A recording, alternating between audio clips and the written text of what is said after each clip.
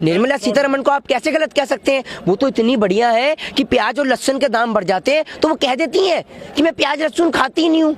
कल को कपड़े का दाम महंगा हो जाएगा तो मैं कपड़े पहन। एक मंत्री से आप पूछ लो कि भैया देश में मंदी है, वो कहते हैं कहाँ है देश में मंदी, लोग शादी कर रहे हैं, एयरपोर्ट पे भारी भीड़ है, कहाँ है देश में मंदी। ऐसे बेवकूफ मंत्रियों को जब आप संसद तक, पार्लियामेंट तक लेके जाओगे ना तो देश की स्थिति यही होगी जो आज बना दी है। स्मृति ईरानी से पूछ लिया गया कि मनमोहन सिंह की सरकार में तो आप फुल नागिन डांस करती थी, यूं यूं करके पूरा नागिन डांस, कभी सिलेंडर लेके बैठ जाती थी, कभी कुछ लेके बैठ जाती थी। अब जब आपकी सरकार में पेट्रोल के दाम बढ़ रहे हैं तो आप क्यों नहीं कर रही? तो वो जवाब देते हैं कि पेट्रोल बाहर से आता है, पेट्रोल बाहर से आता है इसलिए इसकी कीमत पे हमारा कोई असर नहीं है।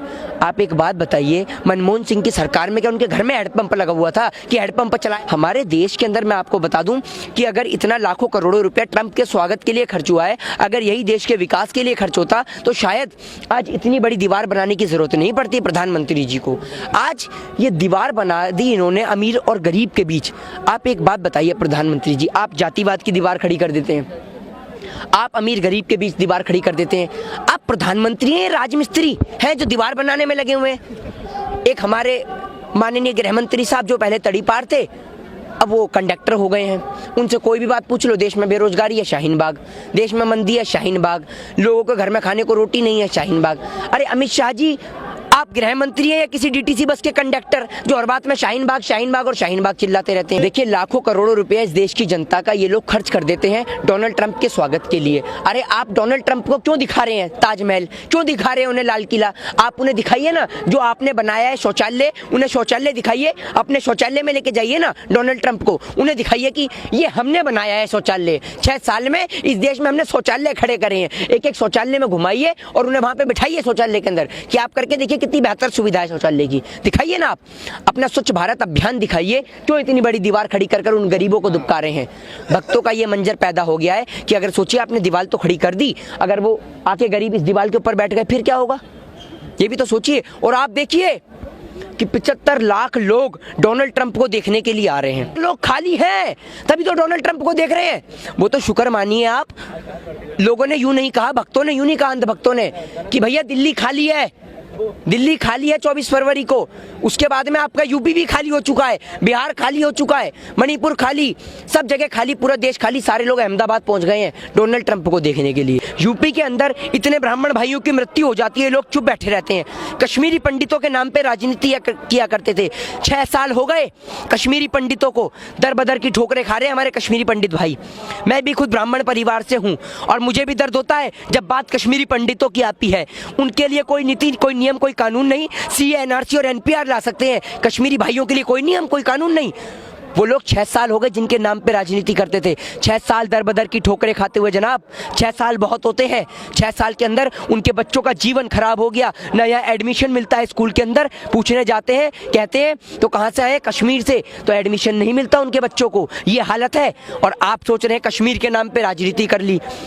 इस देश की दलाल मीडिया वो है जो कश्मीर बंद रहता है तो सवाल नहीं उठाती, नेट सेवा बंद रहती है तो सवाल नहीं उठाती, और एक दिन रोड बंद हो जाए तो दलाल मीडिया के तन बदन में आग लग जाती। सुधीर चौधरी जैसे लोगों ने तो आज देश के चौथे स्तंभ के अंदर जंग लगा दी है। और मैं आपको बता दूं कि ये वो लोग हैं कि जो चौथे स्तंभ को घेरने का प्रयास कर रहे हैं, ये लोग कर रहे हैं।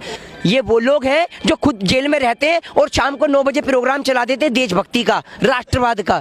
ये फर्जी राष्ट्रवादी लोग हैं, ये बताएंगे हमें देशभक्ति क्या हो। इन्होंने आज देश के चौथे स्तंभ के अंदर जंग लगा दी और अगर यही हालत रही तो ये चौथा स्तंभ निश्चित ही एक दिन गिर जाएगा और इसको आपको और हमें बचा के रखना है, इसे खत्म नहीं होने देना।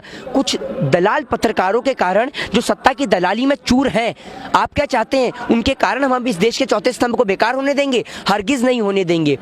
इस देश के अंदर आज भी रवीश कुमार जी जैसे, अभिषार शर्मा, पुण्य प्रसून वाजपेयी जी जैसे पत्रकार आज भी जीवित हैं, जिससे इस देश की रियलिटी और फैक्ट को दिखाया जा रहा है। खाने को पब्लिक पर रोटी नहीं है, सूखी रोटी नहीं है, प्रधानमंत्री जी मशरूम खा रहे हैं। कहाँ से आ रहा है मशरूम का पैसा? प्रधानमंत्री जी इतना पागल बनाते हैं, 10 लाख का सूट पहन के पब्लिक को 15 लाख की टोपी पहनाते हैं। और मैं बता दूं इस देश में कोई गरीब नहीं है, कोई गरीब है ही नहीं इस देश में। अब बताओ, प्रधानमंत्री जी मेरे 15 लाख के कर्जदार है। अब मैं जब चाहूँ प्रधानमंत्री से पूछ सकता हूँ, प्रधानमंत्री जी मेरे 15 लाख कब देंगे, बताइए, जगह बता दीजिए, लेने में आ जाता हूँ 15 लाख रुपए। इस देश का प्रत्येक व्यक्ति के कर्जदार है इस देश के प्रधानमंत्री 15 लाख रुपए। अब आप कहेंगे 15 लाख रुपए तो मात्र जुमला था, तो आप एक बात बताइए, बेहतर शिक्षा, बेहतर स्वास्थ्य का जुमला नहीं था? सभी कुछ प्रधानमंत्री जी जुमला ही देते हैं। प्रधानमंत्री जी का ऐसा था, पहले आम चूसते थे, अब देश की गरीब जनता का खून भी चूस रहे हैं आम के साथ में। 45 साल में अनएम्प्लॉयमेंट सबसे ज्यादा, 40 साल में खपत रेट सबसे कम। ये है आज देश की स्थिति। आज देश के अंदर अंबानी और अमीर हुआ जा रहा है, अडानी और अमीर हुआ जा रहा है। रोजगार दिख रहा है आपको कहीं? हालांकि रोजगार प्रधानमंत्री जी ने सबको दिया, पर अब गलती हमारी है, हम लोग उसका लाभ नहीं उठा पाए। प्रधानमंत्री जी ने तो कहा है, सुबह में आप चाय बेकिए, दोपहर में पकोड़े तल लीजिए और रात में चौकीदारी कर लीजिए, हो तो गया रोजगार। प्रधानमंत्री जी ने कहा है, पर लोग उस रोजगार का लाभ नहीं उठा पा रहे हैं। अमित शाह जी ने तो अपने बेटे को दे दिया रोजगार, उन्होंने तो बीसीसीआई में उन्होंने सेक्रेटरी बना दिया। बस बाकी देश की गरीब जनता जो मर्जी करे वो करती रहे। अब आप देख लीजिए, देश के जो प्रधानमंत्री जी हैं नरेंद्र मोदी जी, वो तो भैया इतना झूठ बोलते हैं कि आपको समझ में नहीं आएगा कि भैया उन्होंने क्या बोल दिया, वो उन्हें समझ में नहीं आता। एक आपके चैनल के माध्यम से एक व्यक्ति की तलाश है मुझे, एक वो सफेद कलर की टोपी लगाए हुए लोकपाल की मांग किया करता था, वो जिंदा है या अभी नहीं? मैं बता दूं, वो अन्ना हजारे भी जिंदा है, वो किरण बेदी भी जिंदा है, मर बेचारा वो लोकपाल गया जिसके लोग मांग किया करते थे। अन्ना हजारे न जाने कहाँ खो गया। अन्ना हजारे पे बस का किराया नहीं हुआ करता था, और वो भैया चार्टेड प्लेन से आ रहा है, चार्टेड प्लेन से जा रहा है। भैया इतना पैसा कहाँ से कमा लिया, मैं भी बता दो। प्रधानमंत्री जी कहते हैं मैंने भीख मांगी है, मेरा क्या है, मैं तो फक्कर फकीर हूँ, झोला उठाऊंगा और चल दूंगा। और बताना चाहता हूँ तमाम सभी राजनीतिक दलों को जो भगवान श्री राम का नाम लेकर राजनीति में उतर रहे हैं, बता देना चाहता हूँ कि राजनीति कीजिए। राजनीति करना अच्छी बात है, लेकिन राजनीति करना तब अच्छी बात है जब आप बात करें शिक्षा पे, स्वास्थ्य पे, बेरोजगारी पे और महंगाई पे और भ्रष्टाचार पे, ना कि आप राम और रहीम के नाम पे राजनीति करें। आप राम और रहीम के नाते भाई को भाई से लड़ाकर चंद वोट हासिल करना चाहते हैं। इस देश के अंदर आपको शर्म नहीं आती। और तमाम राजनीतिक दलों को कहता हूं कि अगर आप किसी भी धर्म की भावना को ठेस पहुंचाएंगे तो आपको माफ नहीं किया जाएगा। आप एक बात बताइए, इस देश का संविधान आर्टिकल 14, आर्टिकल 15 कहता है या नहीं कहता कि भारत एक धर्मनिरपेक्ष गणराज्य है, यहाँ पर सभी लोगों को समानता का अधिकार है। तो आप लोगों से कैसे समानता छीन सकते हैं? और आपका अधिकार क्या होता है? आप अपना और अपने तमाम मंत्रियों का अंक प्रमाण पत्र दिखाते नहीं है, और लोगों से नागरिकता प्रमाण पत्र देखने वाले आप होते कौन है? हमने इस देश की मिट्टी में जन्म लिया है और इस देश की मिट्टी में ही विलीन होंगे। हमें किसी से पूछने की जरूरत नहीं है कि ये देश हमारा है या नहीं है। देश के प्रधानमंत्री जी ने तो ऐसा सोच लिया कि मेरे जन्म होने से पहले यहाँ देश में कुछ था ही नहीं। जब प्रधानमंत्री जी सोचते हैं कि 70 साल पहले सिर्फ मैं था और मेरी चाय की केतली थी और मेरा वो वाडनगर स्टेशन था और कुछ तो था ही नहीं। यूपी के अंदर हालात बहुत अच्छे हैं, माननीय योगी आदित्यनाथ जी की सरकार में बहुत कुछ अच्छा हो रहा है, और जितने बढ़िया हालत मेरे ख्याल से उत्तर प्रदेश के हैं पूरे देश में कहीं नहीं है।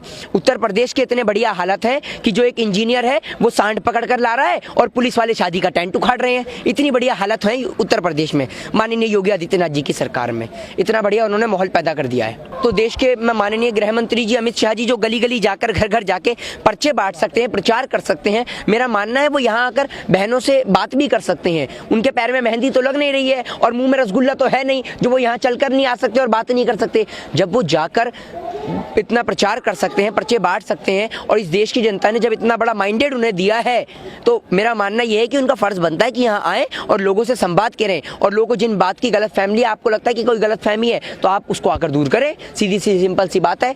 हरियाणा से हुए हाफ, समझ रहे हैं? हरियाणा से हाफ, महाराष्ट्र से साफ, और झारखंड से सुपड़ा साफ, और दिल्ली में बाप रे बाप, और बिहार के अंदर सीधा मुंडन।